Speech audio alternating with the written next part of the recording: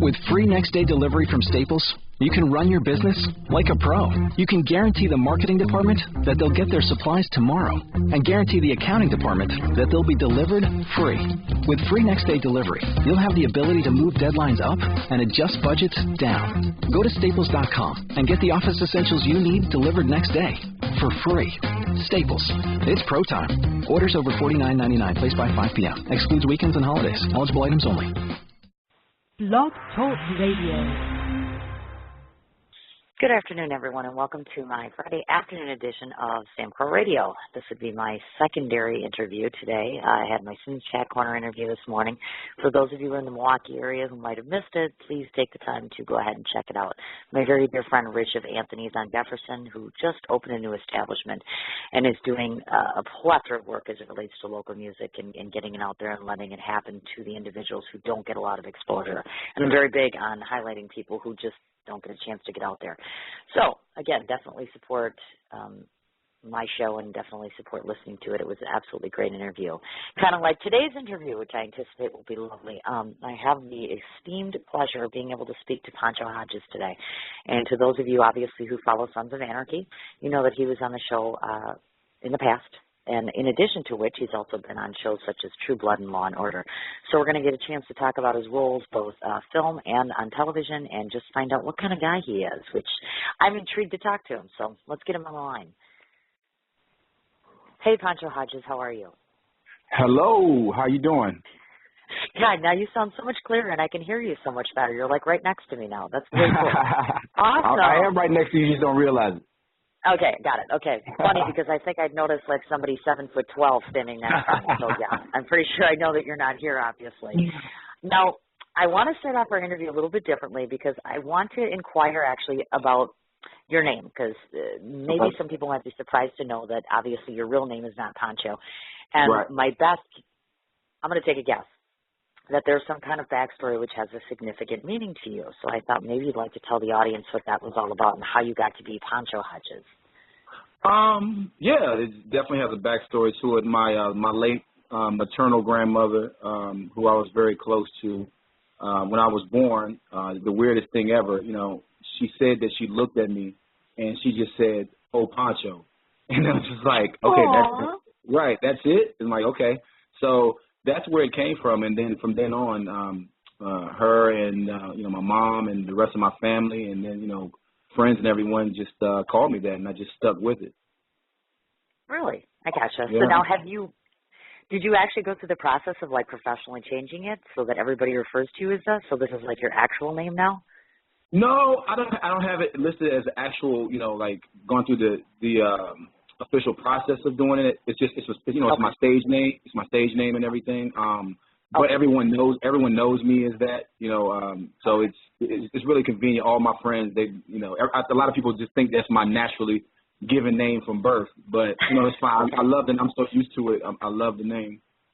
Okay, I gotcha. And now, do your kids actually call you that, or well, obviously they call you Dad, but I'm like, okay, they're gonna grow up and be like, hey, Poncho, you know, it's kind of like, you know what I'm saying? It's a different name. Yeah. My oldest son calls me Poncho. My youngest son, no, he calls me Daddy. Okay. Kids, you should be calling him Daddy, period. Just saying, throwing it out there. Okay. Well, my oldest son is almost as big as me, so, you know, he's a little bit older now, so. Oh, my God, really? Now, are your kids older or younger, or? I have one son who's a basketball player, actually, at Stanford. He's a junior at Stanford playing basketball. His name is Josh Hustis. Okay. And then I have a younger son who's 9 years old. He's already 5 feet tall also, so. So basically you're penciling him off to be like, you're playing basketball, period. You have the height and you have what it takes, and that's where you're going. You know, it's kind of one of those things. Cool. That's awesome. Absolutely awesome. Okay, now I noticed North Carolina has received the honor of being your birthplace, but I note that you were raised in Washington, correct? Right, correct. I was born in a town called Goldsboro, North Carolina. That's where a lot of my family is from. I gotcha. Okay. Now, do you get an opportunity to go back home very often, or now you just kind of planted where you were at and don't get a chance to go back much? No, I do go back. My mom, she lives in North Carolina now. You know, I still have a lot of family there, of course, and I try to get back as much as I can because my youngest son is in North Carolina as well. So I try to get back as much as possible. Perfect. Gotcha. Now, I just had to ask myself, I'm like, were you like born being 6 foot tall? Because I looked at you and I'm like, the dude looks like he's 7 foot tall, and it's actually, you have a really nice profile picture, but I'm thinking you scare the hell out of me height-wise. I'm like, oh my God, you tower over someone. So were you big from birth? It's actually funny because when I was born, one of my uncles gave me the nickname Heavyweight. I was really chunky as a baby, but I wasn't, I wasn't like extremely long as a baby when I was born.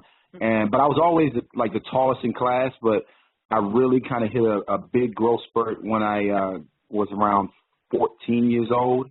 I was like around 6'3" or something like that. And then after that following summer, I grew like 3 inches and I sprouted to like 6'7". So, I hit a growth spurt, significant growth spurt in my teens.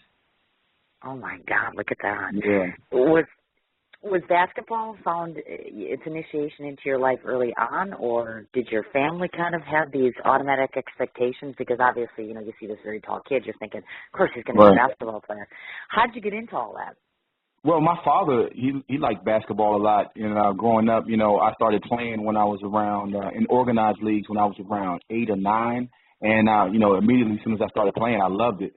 And I just stuck with it. But it really didn't get serious for me probably until, like, my 9th grade years when I really, that's when I hit that growth spurt. And, I was like, wow, okay, I really want to get into, doing basketball. And then especially after my 9th grade year, that's when it really, really got serious because, then I was going to high school and I was at around 6'7", and I was like, wow, I can, actually have a career in doing this. So, it's always been a part of my life since I was like 9 or 10 years old. Wow. Okay. I wanted to know this too because, obviously my kids are huge football fans, so of course they're all about the football factor. We play football here. I love football too, yeah. Well, see, I was going to say, now comparatively, if you look at the two of them, I always wondered from a basketball perspective just how physically tolling does that prove to be as compared to, like, the football where you're getting smashed into all the time? Is it just as demanding physically on the basketball side of things? I wouldn't say it's just as demanding because you have to remember football is, the thing about football you have to remember is when you play football, it's not a point of if you get hurt, it's when you're going to get hurt. Right. You're going to get, if you play the game of football, high school, college, and professionally, you're going to get hurt at some point. So it's just, but with basketball, there's no guarantee that you're going to get hurt. You could play your whole career and never have any injuries. So I definitely respect football players. It's a physically demanding sport, and your shelf life as far as like how long you can play is short. So it's whereas basketball, you got guys who are in the NBA right now, like Grant Hill, who's 40, 41 years old, still playing. So you take care of your body, you can play longer. Whereas football, a guy who plays a long time, if he's like 34, 35, he's considered like ancient. Just because of the grueling physicality of it. So I definitely think football is way more demanding. Okay. Now, at that point in time, obviously, here you are at home, you're a young child kind of growing up, and these, we've got this whole basketball thing going on. Was acting even just a blink in your eye at that point? Had you even ever in your wildest dreams thought, yeah, I'm going to eventually be an actor? Actually, I've always been a big movie buff since I was a young kid. I was just like any other typical kid where I was young and I watched movies and TV and I daydreamed a lot, imagining myself doing all kind of things as a superhero, just typical kid stuff. But as I grew older, like I said, I stayed being a movie buff, and I always was the type of person when I watched movies and television, I always analyzed the way, people's performance was. So it was something that I always had an interest in. And then as an undergraduate, when I went to the University of Colorado playing basketball, I actually even took a couple of acting classes while I was there that I had a good time doing. So it was always there as far as like, oh, you know what, this is so interesting. But I never imagined like, hey, one day I can try to be an actor. But, that didn't happen until, I came at the end of my professional basketball career, and I was like, you know what, I really want to try this. And, I started out doing a play that traveled based out of Washington, D.C., a gospel musical, and I didn't sing, by the way. But I started doing that, and I just immediately had a love for it. And I'm just glad and thankful that I started out doing that, because the one thing I tell a lot of other, because I've been doing this now for about like 9 years, and when I talk to younger actors, the first thing I tell them is if you can, try to do some kind of theater, because it really helps to prepare you for when you break into film and television, because it's just a different beast when you do plays because I have to memorize my lines, your lines, everybody else's lines, and there's no, oh, cut, let's go again. The show has to go on. So it trains you in getting in staying in the moment, So I'm thankful that's how I started out with theater. Did you find that to be, I would imagine, because obviously when you're doing like TV or you're doing film, it's a little different in that you don't have that live audience. Was that more or less comfortable for you performing in front of someone live? You know what? It wasn't a problem for me because of my background. I come from playing basketball, from high school playing in front of hundreds of people to college playing in front of thousands of people and to professional playing in front of thousands of people. So, I was used to being in front of people and having to perform. But just like anybody else, I don't care what anyone says, you're always going to be nervous at first. But you use that nervous energy just like, the same thing can be applied from when I play basketball. You use that nervous energy, and once you start off, you get out of that nervousness and you use it for your performance. The same thing in basketball, same thing in acting. So, but I actually never did, as far as like acting is concerned. I've done, numerous, films, numerous TV things, but my first actual sitcom in front of people was just recently, where I did for the upcoming, the show that just started on Nick at Night, comedy sitcom called Wendell and Vinny. And that was my first time ever actually working in front of people. So it was interesting. It was pretty cool. Oh, I imagine so. My goodness gracious. Yeah. I wanted to ask you, maybe if you could chronicle to our listeners just a few of the both athletes and actors who've left an impression on you and kind of compelled you to purge forward into these types of occupations. Oh, wow. Let's see. Well, growing up, I watched a lot of basketball. As far as getting into basketball, Dr. J was an idol of mine, watching him growing up, the way he, flew through the air and stuff like that. I was like, wow. And then, the Laker days back in, in their heydays with, Magic Johnson and those guys.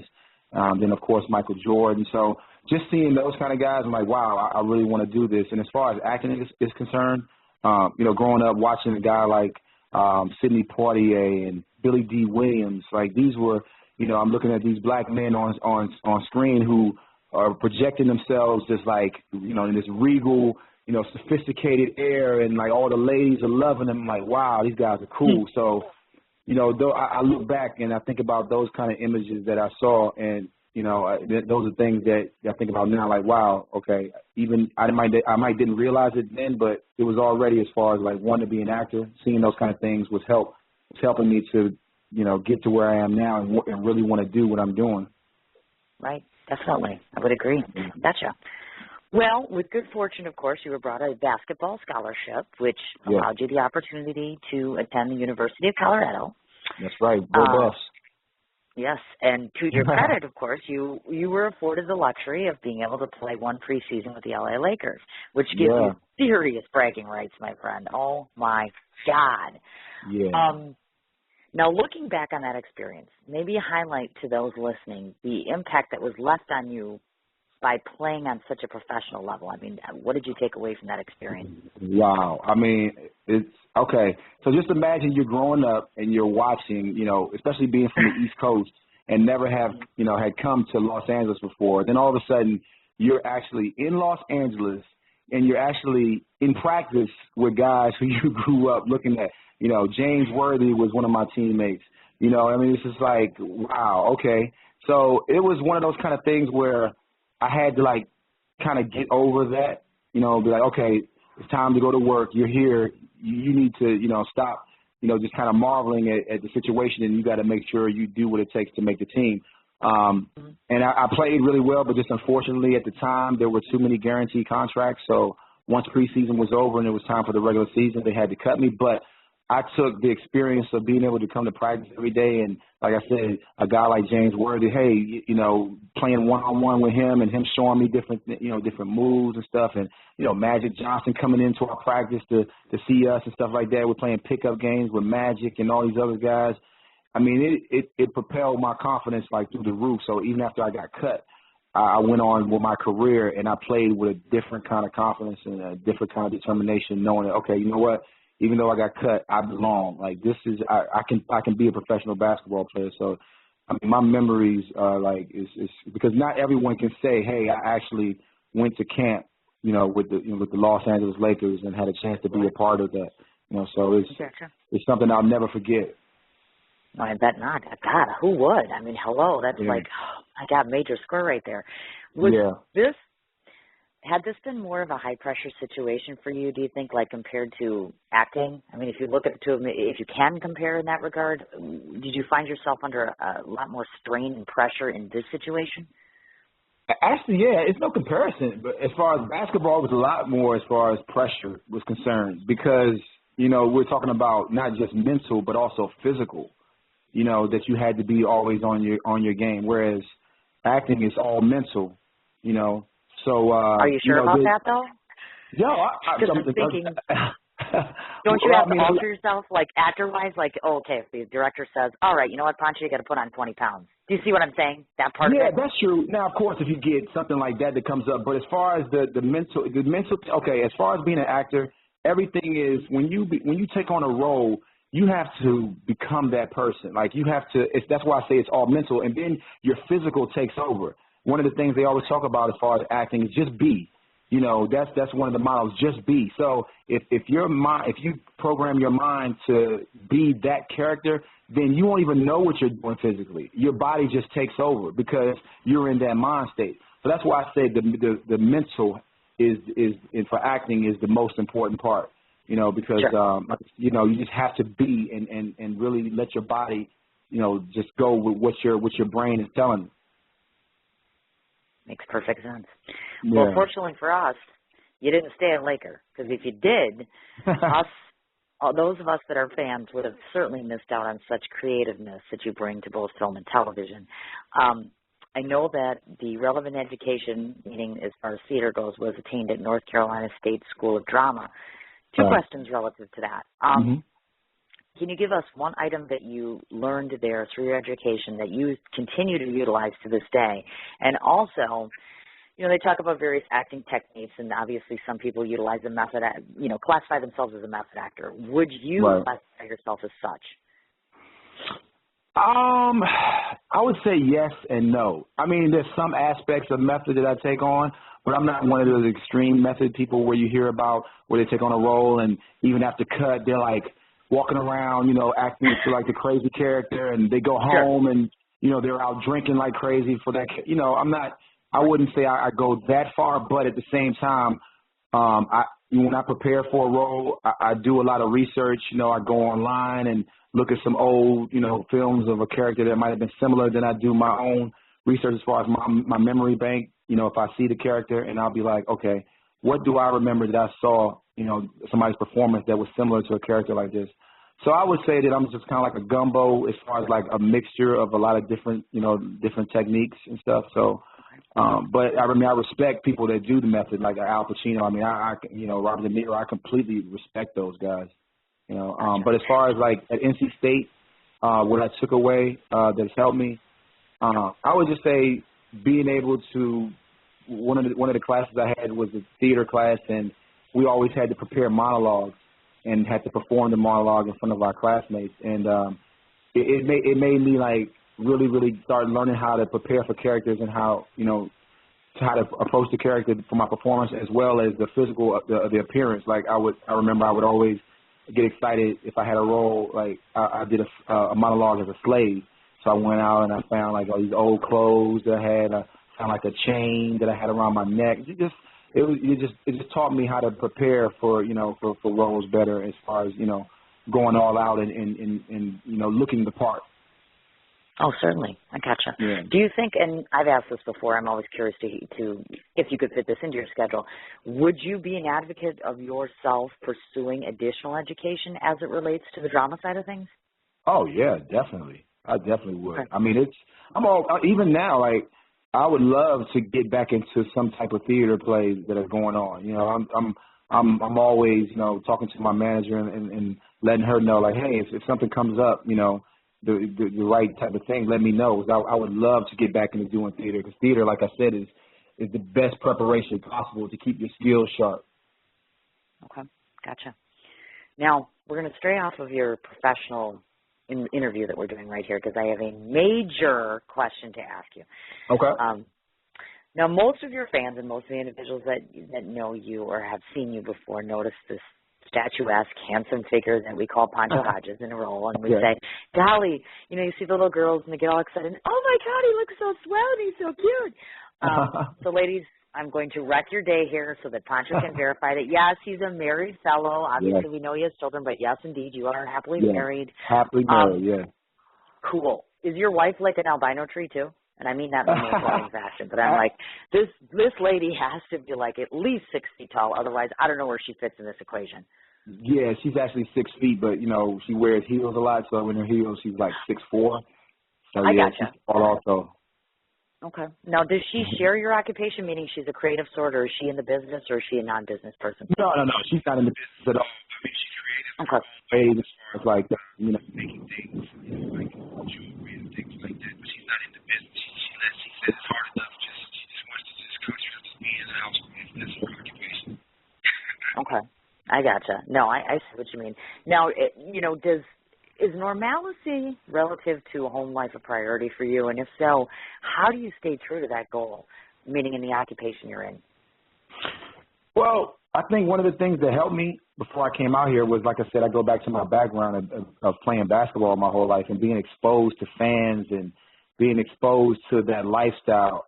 I did so much already as far as, going to, being here in L.A., hanging out at the clubs and being a professional basketball player and all that kind of stuff. So when I got to Hollywood to do what I'm doing now, I wasn't starstruck. I wasn't like, oh, wow, I'm in Hollywood. I want to go to the club every night. I was already, I had already done that kind of stuff. So I think that helped me out a lot. A lot of young actors who come out here, they get consumed by this town. They come out here, with a focus to be an actor or actress, but then they get caught up in, going out with, because the one funny thing about L.A., everybody's a producer. So especially for the females, they meet guys that, hey, I'm a producer, I know so-and-so. So they come out here with the focus on being an actress, but the next thing you know, they're like going out with all kind of guys to party, this and this and that. So 2-3 years down the line, they're going back home because they didn't get anything accomplished. So for me, the best thing for me was, like I said, that I had already, I had already been in a lifestyle as far as like being exposed to celebrities and things like that. So those kind of things didn't faze me. So, for me, it's nothing. And then now I'm married. So I don't get caught up in this Hollywood stuff at all. I come out, I do what I do as far as acting is concerned. And then in my social life, my private time, I spend all my time hanging out with my wife, going out for drinks every now and then and just going out to, watch sports and stuff like that. I live a, pretty simple life. So you're a regular guy. Oh, yeah, definitely. How cool is that? That's absolutely awesome. Now, relative to the kid side of things, because obviously you have one child that's younger and one child that's older, when they look at you, do they see both dad and the fact that dad, is this actor for a living? Have they been able to see your pieces, or at least the older one watched you and things and thought, okay, this is really cool? Or are they like, okay, he's just dad? Yeah, I think my youngest one for him is just, he's just dad, but every now and then he's like, oh, Dad, yeah, I saw you that Law and Order episode, or he'll be like, oh, yeah, Dad, I saw you, on something else, and then that'll be, he'll just go on to something else. But my oldest son, for him, it's like, he never really talks about it. Instead of sometimes he just makes jokes like, oh, yeah, I saw that, man. Oh, man, you look terrible, man. You look, he likes to joke with me. So, that's how it is with my kids. So I would say my oldest son is the one who really, notices those kind of things and always kind of critiques me. And I have a funny story, actually. When I was shooting Sons, during that time, my son was playing AAU basketball here, and as my character Smoke, I had all these tattoos on me that they put on, the makeup people put on that don't come off. So I was shooting, and at the same time, as soon as I would finish shooting my scenes for those days, I would race down to Long Beach to go see a game. So I would appear, with all these tattoos, like marijuana tattoos on my neck and all this stuff. So it was funny that was going on during the same time. My son would be looking at me like, oh, man, what are you doing? So I'm so proud of my dad right now. How cool is this? Yeah, so I had to tell a couple of people. They were like, wow, man, when did you get all those tattoos? I'm like, I'm shooting a show right now. So that was funny. Gotcha. Oh, I bet. I imagine so, sure. And that's kind of cool, though, that they're able to recognize you as both dad and obviously see your role and say, hey, that's going to be kind of cool, I would think, for them as they grow up and be able to say, this is what my dad does for a living. That is way cool, I got to say. Yeah. So speaking of Sons, we're going to do a little talking about Sons of Anarchy because we are Sam Crow Radio, so at least a little bit of time's got to talk about the show a little bit. Okay. To those that do not know, which you'd have to be living under a rock not to know, Poncho played the role of Smoke on Sons of Anarchy. Yeah. In your mind, do you feel that this was the casting as far as for this role, was that ideal for you in terms of your attributes and your personality? Did the role suit you, or would you have been better suited playing someone else, do you think? Oh, no, I'm the type, like, I'm multi-dynamic. I can play any role you ask me to. As far as, like, for this particular role of Smoke, obviously the role is, he's the guy in prison. He's, like, works for, like, the main shot caller in the prison when Sam Crow goes to jail, and they kind of have to go through me first before they get to the shot caller. And, I can do that. I can, if you ask me to be some Wall Street type, put on a suit and, do that, I can do that also. So, no matter what role it is, I get all into it. And that was, for me to have the physical stature that I do. And if you want me to play a mean guy, I could do that well, So it was perfect. It was perfect for me. It wasn't a problem. Okay, I gotcha. This time that you spent on the set of Sons of Anarchy, did you find it to be more intimidating for you or life-changing in some way? No, it wasn't intimidating at all. It was, it's funny about it because I already had a relationship with the cast. There's a bar that they go hang out at a lot that I'm at, and so I already had a relationship with Theo Rossi, and like most of the main guys all would come in. So it was like when they saw me that I had been cast, it was like, oh hey, what's up, man? So it just felt like I was still hanging out with the guys, and we would just happen to just be shooting the show. So it wasn't because I was already a fan of the show as well, but it wasn't like I got on the set and I was like, wow, I'm on Sons of Anarchy. It was like, oh, this is cool. I get to hang out with the guys and actually get to see how the show was shot. So it was cool that I already had a relationship with the guys. Sure, I bet. I mean, are you guys listening to him right now? He's just like, oh, yeah, it's just another day in the office, get to hang out with these people where we're all sitting here and we're like, oh, my God, I give him a damn IT. Right. Yeah, it's funny, right? Yeah. I'm like, oh, my God. It's funny. Those guys are great, though. They're great guys. Oh, and I have heard that, time and time again, and that kind of reassures me because I don't think I've ever heard not only a bad word for anybody that's come on this show to talk about the show itself as it relates to casting characters, the people themselves on the show, just a big camaraderie, of course. I do tend to try to ask everybody this question, so tell us specifically, how did you end up being cast for your role on Sons of Anarchy? Just the typical thing that usually happens. My agent notified me that they were looking for people for this role, and went in Wendy O'Brien casting. I went in for my audition, did well, got a call back, went in, did well again, and got the call a couple of days later. Hey, you're going to be playing that role. So I was like, wow, cool. Like I said, I was already a fan of the show, and I knew I would get a chance to work with the guys, so it worked out perfect. Gotcha. Okay. And, of course, I don't need to ask you, obviously. I'm guessing by what you've indicated that you are still devoted to the show, meaning as far as being a fan of Oh, yeah. Oh, definitely. Yes. Oh, good, because I got a big old question for you. Okay. Okay. Team Gemma or Team Tara? Man, you know what? It's funny. Tara has grown on me. It was like at first Tara used to kind of irritate me. Right. But now, because the last couple of seasons, how badass she's become, I'm like, I've become Team Tara now. Really? Yeah, I really, really like her now. I love the way that she's turned out. I love it. Okay, gotcha. And spoiler alert right now, folks, just in case any of you have not gotten to this last season. I mean, I got to say, Gemma's a bitch. I mean, she was a bitch before, but I'm like, I can't believe she just got Tara locked up. So I'm kind of like, are you thinking that this girl's out of commission now? You think Tara's kind of stuck where she is and it's like she's screwed, or you think she's going to get out of this somehow? I think she's going to get out of it somehow because you have to remember, I don't think they want the show to go too dark with Charlie's character because if he loses Tara, I mean, I think that's the good part that keeps him from going completely dark, onto the dark side. He has that family. He has Tara to kind of balance him out. So if he loses her, I think it's over. So I don't know if they want to go that dark with his character or not. Right. So I think she'll be okay. Right. Although, like, he hasn't gone dark already this season. Hello? I'm not liking him. I'm like, he's still hot, and yes, we need more nudity of Charlie, just saying. But, well, I'm a chick, so I got to throw that part in, right? But it's just like, he's really gone to that place, you know? I mean, obviously with Opie and everything, and it's like, he really, really went to that dark place. So I guess I'll ask that's my one Charlie question for the day is, obviously, and being on the set with him, and now seeing his diversity in like that. I've been told he's a very, very pleasant man, very easy to work with and get along with. So you see this big, darker side, and you think to yourself, did you think it was possible for him to have such a flippant character? Do you know what I'm saying? Oh, yeah. Yeah, I knew he could do it. I mean, I've seen his performances, you know, so other than Sons of Anarchy, so I knew he could do that. But yes, you are right, though. I mean, Charlie's one of the coolest dudes you would ever meet, the most unassuming guy you will ever meet. I mean, I joke with him every time I see him. I'm like, hey, man, you're going to have to start needing security, and he just laughs. But he rides around the street by himself all the time on his bike, but he'll have his helmet on. So you might not even know it's him, but he doesn't have any, entourage or anything like that, man. He just rolls by himself, and he'll stand there and talk with you forever about, hey, man, how's it going, man? What you been up to? And Charlie's great. That's awesome. Absolutely awesome. And just to confirm, because I know the ladies listen to the show, he's as hot in person, right? Just saying. I don't know about that,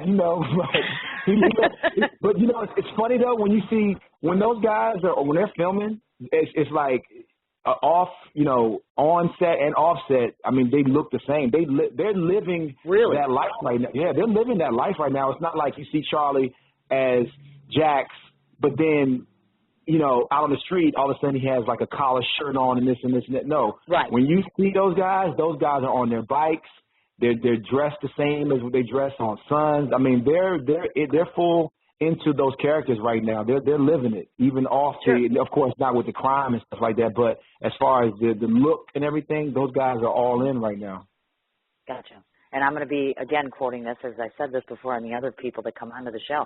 I truly believe, and I'm going to tweet Kurt's out of this and say, he never cast anyone ugly. I don't know if it's done on purpose, but if you just look back seriously, how many people on that show are unattractive? It just really isn't, Otto maybe, but he makes himself ugly on purpose. But I'm like, look at all the actors, the array of, they're not only seasoned with what they do, and they're very good at what they do, but moreover, that their presence, their physical presence is appealing, I think. And I don't know if that's coincidence or what, but okay. Great so casting. that's my Great casting, and Kurt's vision, man. Kurt is, I had a couple of times to meet him, man. He's really cool, and I told him, I just was like, man, I can't thank you enough for allowing me the opportunity to be on this show, man. To 20 years from now, when people are still watching it, I have the honor to say that I was a part of the show. It's amazing. Gotcha. Oh, I bet, definitely. And the big question being is how many directors and actors, because he plays this dual role here, in addition to writing. What's up with the tongue thing? How do you pull that one off? Oh, I'm still trying to figure it out. I'm like, really? I'm like, he just did that. He just went there. Man, when he did that, me and my wife were watching like, whoa. I mean, for him to just have the vision to even write and then think about, okay, you know what? Visually, this is what I'm going to do. Just the shock value. I mean, that's why I love that show, man. And the network is the perfect network for it's either that network or like a HBO or Showtime. That's the only way that he can actually pull this show off, man, because it's so over the top, man. That when he did that to his tongue, I was speechless. Okay. Well, and here comes the bigger question, which is this, in your mind, and I guess I've already answered it in my own mind, which is worse. We have the tongue, or we have, first episode, and, we're throwing bodies into a box, and we're throwing a match in there, and we're burning people. Oh, yeah. In front of, you're burning your child in front of you. I'm thinking, where does he get this? I'm like, you have to go to a sick place for that, Yeah, man. Which was worse. I mean, I'm telling you, there were a lot of moments here, and I think to myself, you're a big, tough guy. Did you cry this season at all? No, I didn't cry. I'm a big, like, gangster mafia type fan anyway, so that stuff for me is like, ooh, nice. I'm like, wow. So really? And you could tell that Kurt is as well. You know, he's into that genre. Right. He actually had a show that was on, I can't remember the name of the show, but it was like on True TV or something like that, where he focused each episode on different aspects of organized crime, you know, from the Right, I remember. Yeah, and I watched that show as well. And you can tell that he's into that kind of stuff and that those lifestyles and doing the research on those things. So I think all of those things with his research and with him just being into that kind of stuff kind of all goes into his brain for when he writes on this show. Sure. It's very definitely. authentic.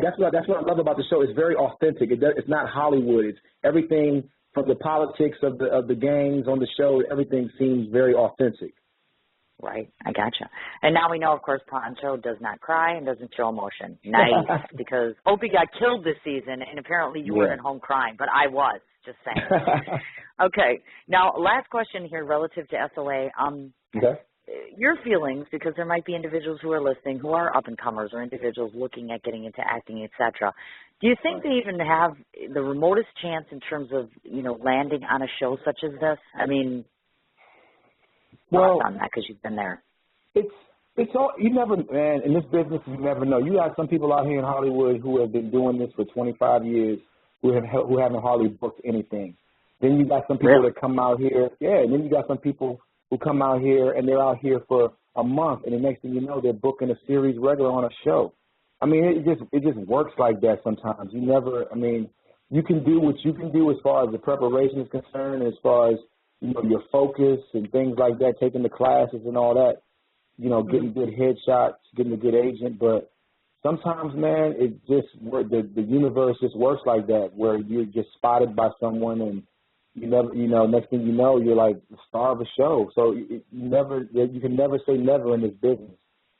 No, I bet not, definitely. Well, cool. This is good. You hear that, people? Keep your hopes and dreams alive. You, too, may someday meet Kurt Sutter. I don't know where, but you might. And hopefully have Sons of Anarchy at least for 2 more seasons. Okay. Now, some people might boo me at this point of the interview, but I got to tell you, we're talking about True Blood here a little bit. First of all, that damn show grosses me out. I tried to watch it, tried to see it. I'm like, what the hell's up with this whole blood factor? In today's theater, you know, when you watch some of the stuff, it's like, okay, I know Twilight's a little gay and all, but it's like, you know what? It doesn't have all that violence in the blood factor. For some reason, I just got turned off by True Blood. But I want to cite that I know that HBO is just consummately successful in these series selections that they choose. I mean, Boardwalk Empire, Deadwood, they've had just a slew of luck with that stuff. What was the lure that enticed you to commit to playing the role of Officer Trapp on this show? Well, the same type of thing as Sons of Anarchy. I've been a fan of True Blood since it first came out. So it was like, I've watched it, you know, since the beginning, and you know, the same type of thing where, you know, my manager contacted me saying, hey, you got an audition for True Blood. I'm like, okay, great. You know, I got excited. Okay, so I prepared. And the interesting thing about True Blood was that when it comes to casting, Alan Ball, who's the creator, is involved in the process from the beginning, where normally you would go in for an audition. Your first audition would just be a read with the casting director, and then if you get a call back, then it would a lot of times would be with the actual director of the episode, and every now and then very rare, the creator of the show. But my first audition, it was funny. I walked in the room just expecting the casting director to be in there, and it was like 6 people in there, and Alan Ball. I was like, wow. Okay, yeah. So I was like, oh, okay, you know, so I went in and I did my thing, and got a call back, and did my thing again, and you know, I found out I was casted for the role. So it was exciting because I was a fan of the show, and just knowing how hot the show is, and it was a great opportunity. That's another example of, you know, 20 years from now, you know, I can look back and say, hey, I was a part of, you know, such a memorable show that people, you know, grew up loving, and people are. I would say probably the most devout fans of any shows that exist are between Sons of Anarchy and True Blood. You know, by far, those 2 shows have the craziest fans. You know, so for me to be a part of both of those shows is great. Is just a blessing.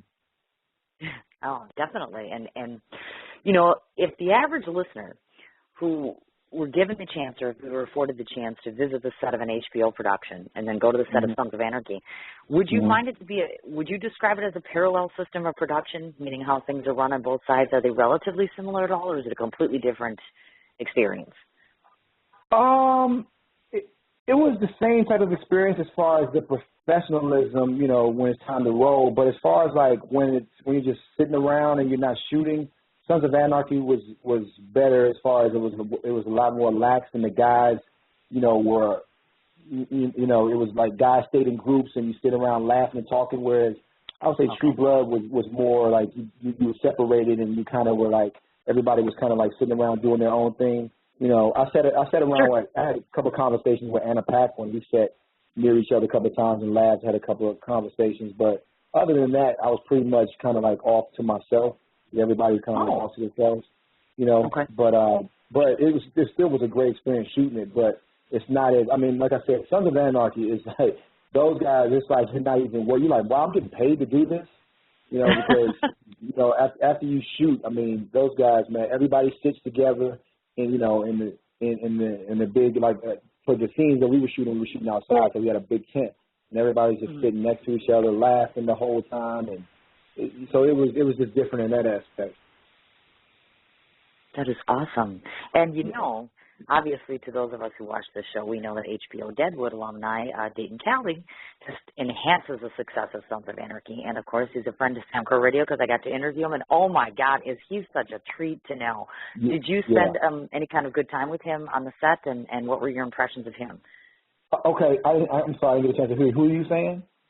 Dayton Callie. We were just talking about, because he was obviously Deadwood alumni, and as you know now, he is one of the big enhancements for Sons of Anarchy, and so I wasn't sure if you had time to be able to work with him or if you had any impressions with him.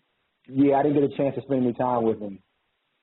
Oh, that's unfortunate because he's a kick-ass guy. Oh, my God. He is a consummate professional, sweetest person you'd ever want to talk to. Oh, can't say a bad word about that man. Just absolutely adore him. He's wonderful. I meant to ask that question I didn't get to. What was if you could say for us, the one actor you think you spent the most time working with on Sons of Anarchy? In my scene, I would probably say Theo. It was, I would probably say Theo because the first couple of scenes, you know, it was you know, myself and Ron and Kim, but the most time we spent with each other was probably with Theo because the scene that we did was where he had to, you know, he had to act like he was the guy that was in jail was attracted to him. So we were kind of like in an infirmary, and we were going, you know, having to shoot that in there. So it was just us in there. So we probably spent the most time there, and we were laughing a lot just because of the fun. He was just like, wow, man, when they see this scene, people are going to be laughing, you know, because the guy's like touching on him and everything and rubbing his shoulders and all that. So, so probably with, that was really cool.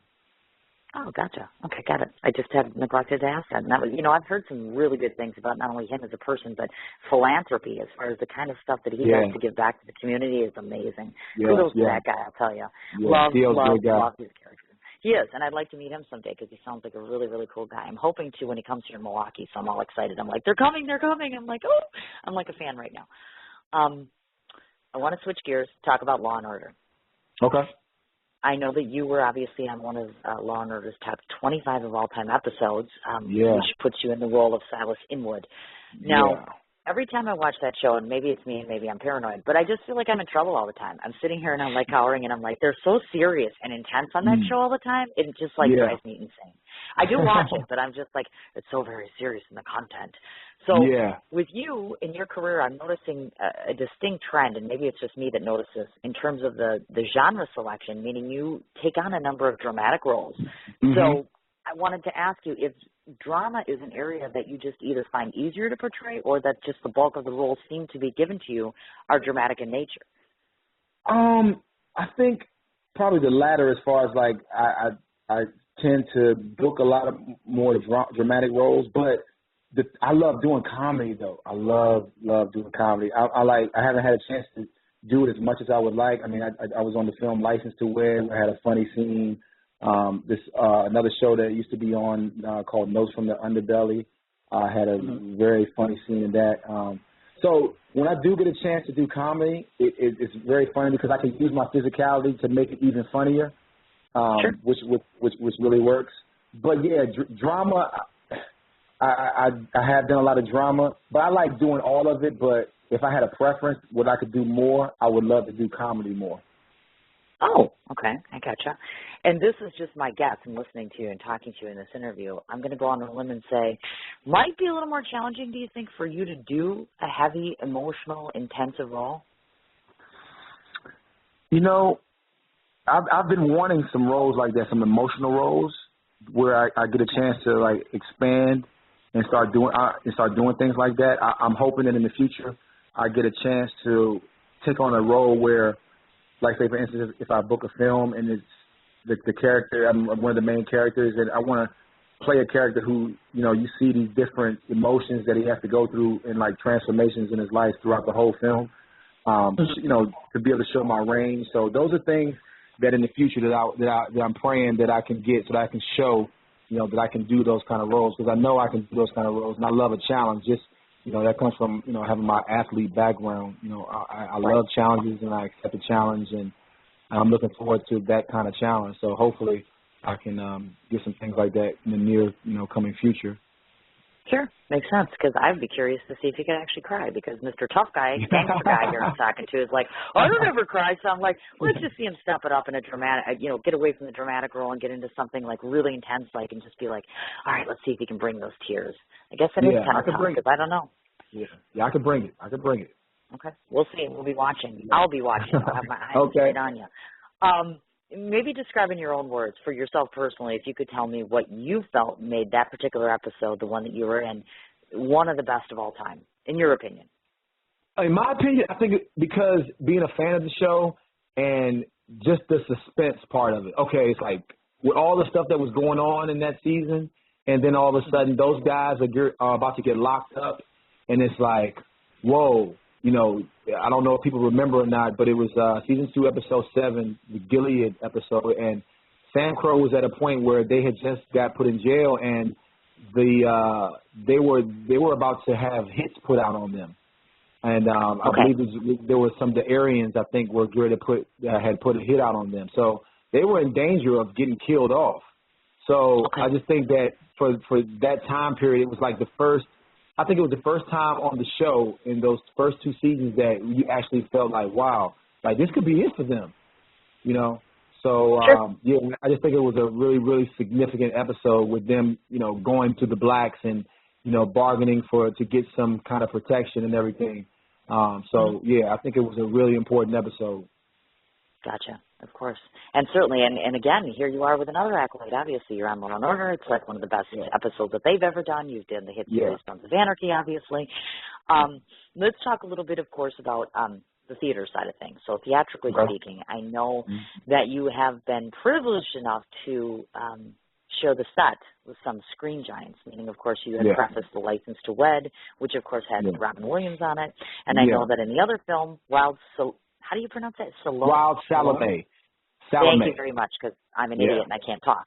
Al Pacino, hello. Man. First of all, how do you get a girl to hook up on that? Because I got a mad crush on that boy. Like I can't even. Oh my God, I can't even talk about him. I'm so excited. It's like the modicum of perfect. We're talking about him and Robert De Niro, my favorite actors. So so just imagine that I had just booked it. At the time it was called Salome. It's based on the play by Oscar Wilde, and it's like Al Pacino's baby. This thing, he's been working on it for years. So after I booked it, we had to have rehearsal at a theater. So I walk into the theater and it's like the cast there, and we're like waiting, and on the stage walks in Al Pacino. So So for me, I'm just sitting there like with my mouth open, like, okay, let me keep my calm.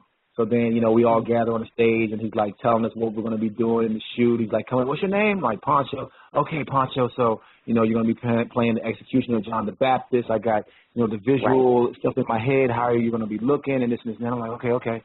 You know, fast forward to when we shot it out in the desert. And I'm just sitting here, you know, kind of like pinching myself, taking it all in, like, wow, man, like I'm actually doing something that Al Pacino was directing me in this. Like he's coming up to me, talking to me, telling me about what he wants me to do in the scene. So I can't even, wow.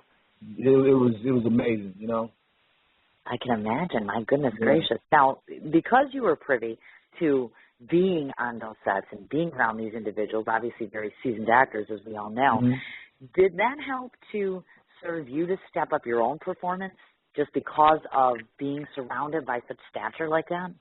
Oh, yeah. I mean, it goes, like I said, and I go back to it again, my background as far as athletics, that competition is in me. It's embedded in me. So I can't, like when I first did Law & Order, that was my first major job, my first job that I had actually booked as a union actor. So it's unusual normally because for that role, the whole episode was about my character. So I had a lot of screen time. But normally it doesn't work like that. Actors normally they kind of like do a thing of progression where they book little small roles here and there for a couple of years, and they gradually build up to a role like that, a top of the show guest star role. But that was my first role coming in. And when I came in, I'm working with all these veteran actors, and I wasn't intimidated at all. I was like, you know what? I'm going to bring it. I'm not going to let this guy beat me in a scene because and acting is all like kind of like competition. When you're in a scene with other actors, you always want to outdo everybody else. That's the good thing about it. It's like a competition. So when I came in and did my scenes, it was like, hey, especially like my court scene with Sam Waterston where he's like cross-examining me. We're talking about a guy who's a veteran actor. He's done that show how many times and how many cross-examination scenes has he done? So he was bringing it to me. So I was bringing it right back. I'm like, just going right back and making sure I always try to make sure I'm not the guy who has to, have them cut because I'm messing up my line. So I probably messed up on my lines once the whole shoot, maybe once for like a quick second, and that was it. But just that competition level, like, hey, I belong here, so, it didn't intimidate me at all. Gotcha. Oh, definitely. Now, pertaining, of course, to the film side of things, were these films or film in general, do you find it to be more tolling on you in ways that vary from television performances, meaning participating TV-wise versus being on a film set? Is one more tolling than the other for you? It just all depends on what the role is. Like, say, for instance, one of the films I did, my first film I did called The Other Side, it was a supernatural thriller and a lot of action involved. And I did all my stunts, well, for the most part, all my stunts. So it was, with the mental aspect as far as performance-wise and physically, it was, there were long days, a lot of stunts and stuff like that. So I haven't had a chance to do anything like physically demanding on television, just in film. So that's probably the only difference. Oh, okay. I gotcha. And are you looking forward to searching out and getting more roles, like you're saying, as far as can we see you in comedy? Would we see you in something, horror-wise or science fiction or fantasy? Yeah, I'm actually, like I said earlier, the show Window and Vinny, it's a sitcom on Nick at Night. I shot that already. The episode is episode 11, so it'll probably be coming on maybe like around May. I have a very funny scene in that. And as far as everything else, I'm in the works for a couple of different films, supernatural and martial arts. So, I'm always busy trying to. My team is always trying to get me in the next role, the next big role, and I'm always preparing myself to go out and, because that's the thing. Like I said earlier, as an actor, if you're always one film away from cracking it, and next thing you know, you're like a serious working actor. And the only thing that you can do is always stay prepared, stay ready, and that's what I'm always doing, just staying ready. No matter if I have a great month where I'm going on, a whole lot of auditions, or I have a slower month where I'm not going on a lot of auditions, the hunger is always going to still be there, and I'm still going to always be prepared for when I do get that, that huge blockbuster audition. I go in there and I make an impression. Gotcha. Now, ironically, I know this is going to sound weird, but I don't recall, at least not that I know of in my research and in asking, you haven't played a basketball player? Like, acted a basketball player. I guess I find that weird. Don't you find that odd? Yeah, well, actually, the episode of Law & Order actually was a basketball player. I didn't play any basketball on the show, but it was based upon the old fight that Ron Artest had back in Detroit. where he ran into the stands. He was fighting against the fans. My character was based off of Ron Artest. I had been accused of killing a fan. So I did get a chance to play a basketball player in that. I played a basketball player as well on a show called The Game that comes on. I played a professional basketball player on that. So, so I've had a chance to do a couple of basketball player roles, but not as far as play basketball during the scenes and stuff like that. Right. Well, that's really what I was pertaining to, too, because I'm like, we all know that you have that athletic background. So I would think to myself, is there ever a point in time do you feel that, because you're not old, I think to myself, I wonder if athletics in whatever form, whether it would be coaching or whatever have you, would you be open to that, or have you been approached to do such things? Yeah, I do some stuff already. Every now and then, when I come across younger guys, I pull them to the side and I give them pointers. When I go up to see my son, sometimes I pull some of his teammates to the side and I go through, I might show him some moves and give him some advice. My wife has been on me about doing more coaching in the area, so I'm actually in the process now of looking into do some coaching with some kids, some after-school coaching for basketball. So, to just get involved in helping kids, and then also just giving my knowledge, all this basketball knowledge that I have, passing it on to some younger kids. It's a lot of fun. I like doing it. Oh, definitely. Well, and the other two questions I wanted to pose to you were, first off, if individuals want to meet you face-to-face, let's say you have fans, followers, individuals that have an admiration for you, are you publicly accessible to where people can meet you? Yeah, absolutely. Sometimes I make appearances at different places and things of that nature. If you can follow me on Twitter. My name, Poncho Hodges. Also on my Facebook actor page, it's actor Poncho Hodges on Facebook. Right. And you can kind of keep up with what I have going on as far as different events that I go to and things of that nature. But like I said, I'm just an average everyday guy, and living here in Hollywood. I mean, I get people that approach me sometimes and like, hey, I know you from somewhere, right? And it's funny, they always, aren't you a professional basketball player for somebody? And I'm like, I don't play. They're like, but I know you. I'm like, you watch TV or movies? Yeah. They're like, that's where I know you from, So I get people approach me all the time, and it's great to talk to people who recognize you and they're fans of your work, and they want to stand there and they want to talk about the work that they saw. So I love doing that stuff. Oh, God, you betcha. And as I was just listening to you talk, just to cite you, or I should say correct you, you're not average. I don't know where you're getting that from, but you are most certainly not an average person. I'm sorry, I don't think so. Now, before I forget, I want to do two things here. I just want to preface again what you had started talking about, which is, of course, you have a Facebook presence, which is actor Poncho Hodges. And just so everybody knows, Poncho spelled Poncho, and Hodges being Hodges. Obviously, Twitter, as you mentioned, which is at Poncho Hodges. I know that I found you on YouTube and movie-bar.com. Obviously, you have a profile on IMDb out there. Any other place social media-wise where people can find you? Like I said, just between my actor Poncho Hodges page and on Facebook, people can interact with me on. I love interacting on Twitter. I just really got into Twitter the past year and a half, maybe 2 years. Because I used to always be like, I'll never get on Twitter. I'll never get up there. But then I started trying it out, and I was like, well, this is kind of cool because I get a chance to talk to people who are fans, and then also people who I'm fans of. I'm a fan of, like, actors and athletes and things like that. So, yeah, I like it a lot now. So I'm on Twitter a lot now. Okay, and it's great, isn't it, how social media influences people where it's like nowadays you can talk to, like, almost anybody and you're like, oh, my God, I'm totally talking to this person right now. Yeah, even Al Pacino was on Twitter. I'm like, oh, my God, right? I'm like, oh, what can I say? Now, before I let you go, it is customary for Cindy, whether it's on Sam Crow Radio or her own show, to, like, take the last 30 seconds of the show to kind of just give you an overlay of what I think of you.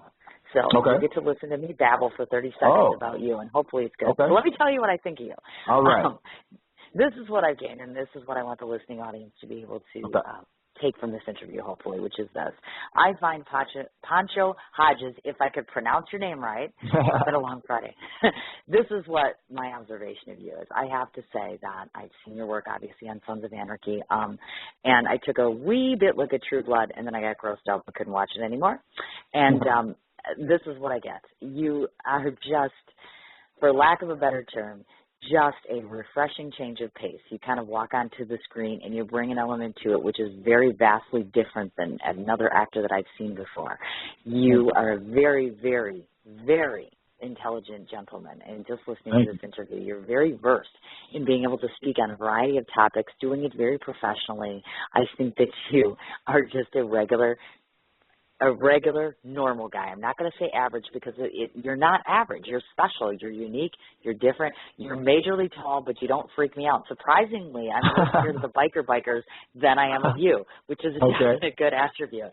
I mean, again, you're another one of those actors that's out there that's like you're up for the challenge. You leave yourself open up to any opportunity that's presented to you, which I find to be very refreshing. And you know what? Overall, nice guy, and I venture to guess with an absolutely amazing heart who's probably a wonderful husband and father alongside being a wonderful actor. So I just enjoyed my time with you immensely. I'm hoping that you, if I beg you enough, will come back again to Sam Crow Radio. I would love, and be honored to come back. And I really, really appreciate this opportunity. And I want to thank all the people out there who are fans of the show and who hit me up on Facebook and who hit me up on Twitter and, express their support to me. I really appreciate you guys.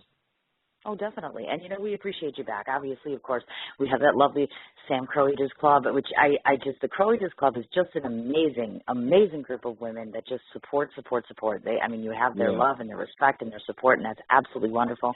And so, we always encourage you guys coming back, of course. We certainly want to keep our relationship with you, so we're going to be watching you and following you in high hopes and expectations that your career will go just as we hope it is, which is right through the roof. I'm really crossing my fingers for you.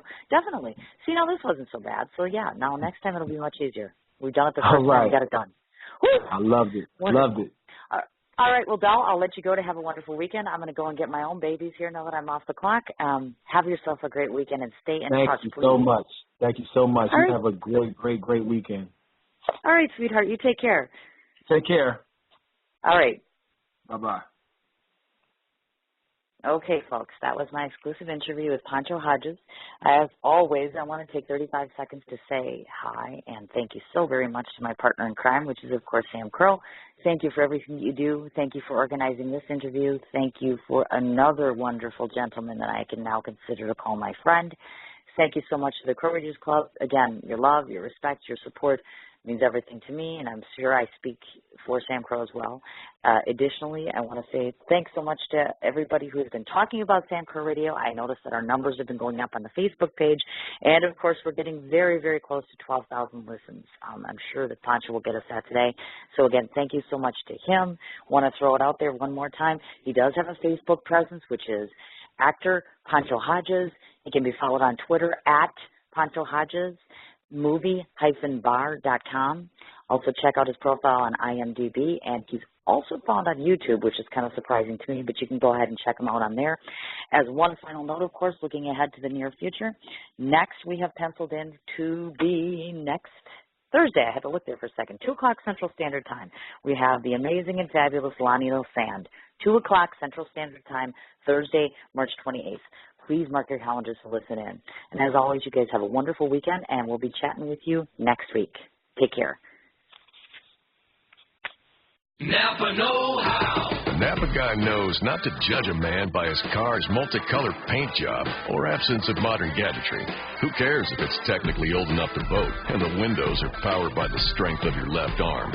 Your monthly payment is zero, and it'll stay that way. Because with over 500,000 parts and a little Napa know-how, you can keep anything on the road. She may not be pretty, but she's all yours. That's Napa know-how. Napa know-how. Honda's introducing a new word, summerbration. Use it as a noun, like, I picked up a 2017 Civic with 0.9% APR at the Honda Summerbration sales event. Or a verb, I'm summerbrating with KBB.com's Best Buy overall winner. Start your summerbration today at your Honda dealer. Visit your Metro Milwaukee Honda dealer today during the Honda Summerbration sales event. For more information, visit KellyBluebooks.KBB.com. APR financing offers available for well-qualified buyers. Offer excludes all hatchback models and Civic SI. See dealer for financing details.